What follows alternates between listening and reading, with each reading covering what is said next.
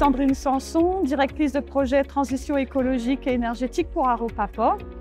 Donc Aropaport, c'est le grand port fluvio-maritime de l'axe Seine. C'est un établissement public de l'État qui vise à favoriser un corridor vert sur l'axe Seine. C'est le premier port de France, le 4e port nord-européen. Et il gère à peu près un trafic d'environ 110 millions de tonnes par an, trafic maritime et fluvial.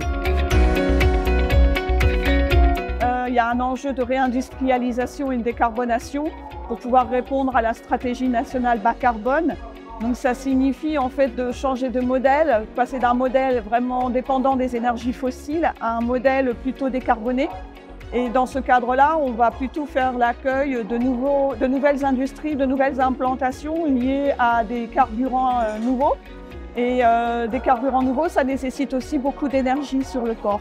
D'où la nécessité aussi de faire un lien avec le développement de l'éolien offshore. Un enjeu de sécurité maritime, puisqu'en fait on accueille des gros navires sur le Havre et ça va être en hausse. De ce fait-là, il faut vraiment travailler sur les axes de circulation des navires, sur les zones d'attente, sur les chenaux de navigation et donc de bien prendre en compte dans le débat aussi ces différents usages pour qu'ils fassent partie intégrante des réflexions. Et un point aussi lié à la sécurité maritime, c'est le maintien des accès maritimes et notamment en fait de conserver ou d'intégrer vraiment les zones d'immersion des sédiments de dragage, puisqu'on est dans une phase aussi aujourd'hui de renouvellement des autorisations pour ces zones, donc il est important aussi de les maintenir.